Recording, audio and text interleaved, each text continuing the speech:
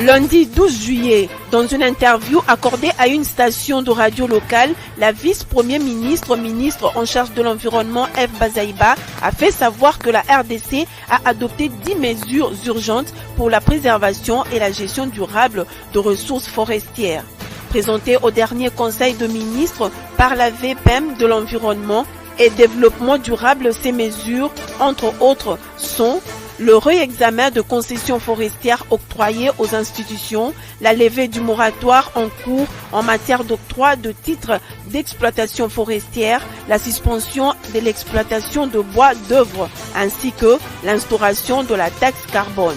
Il est grand temps maintenant que la RDC puisse réguler ces marchés pour faire bénéficier au Congo le droit de bénéficier donc de ces potentialités environnementales en certifiant le carbone congolais.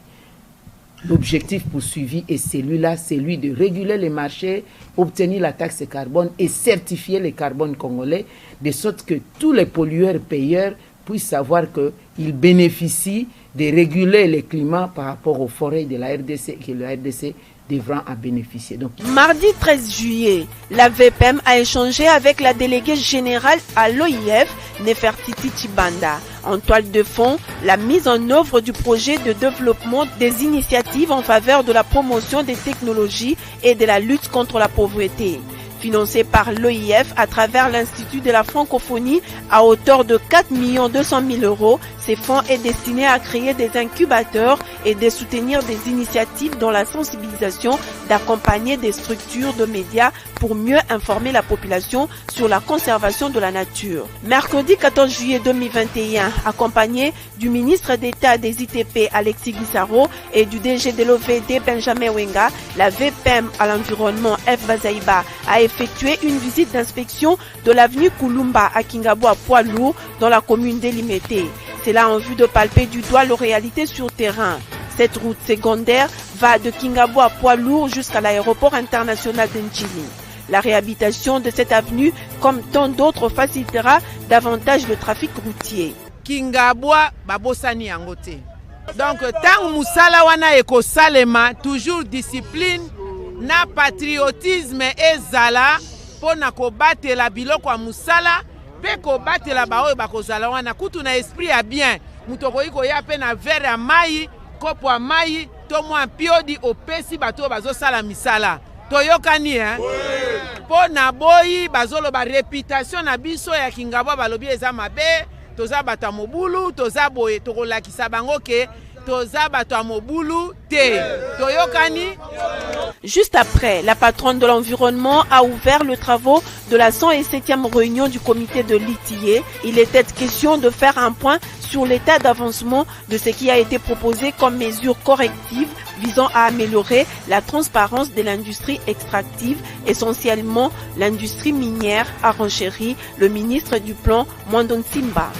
C'est tard dans la soirée que l'avion transportant le ministre égyptien de ressources en eau et irrigation, le docteur Mohamed Abdelati, a foulé les sols congolais accueillis par le DIRCAP de la VPM à son arrivée.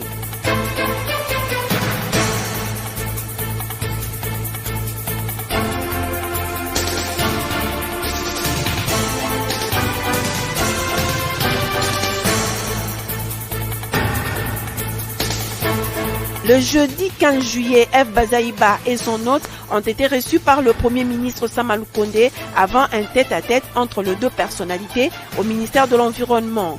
Il faut signaler également que la République arabe d'Égypte a octroyé à la RDC une enveloppe de 10 500 000 $ américains dans le cadre du projet de gestion intégrée de ressources en eau, mis en œuvre dans le cadre de la coopération entre les deux pays.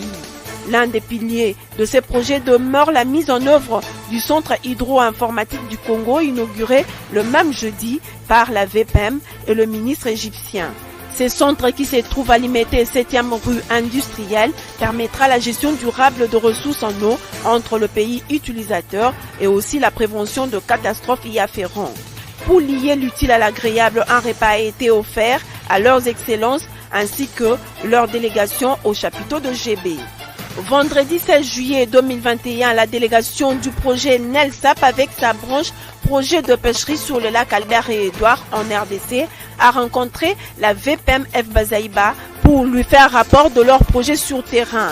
Le directeur Lungu Maluchi, qui accompagnait la délégation, a signifié que NELSAP est un projet de l'initiative du bassin du Nil basé sur les lacs équatoriaux. Pour le coordonnateur de l'IFDEI, Joseph Matungulu, ce projet dit régional est financé par la Banque africaine de développement, BAD en sigle, à hauteur de 8 700 000 $ américains pour la République démocratique du Congo. Il s'est dit également satisfait de la vision de l'autorité qui est non seulement politique mais aussi basée sur les écosystèmes, un élément très important et encourageant qui donne de l'espoir.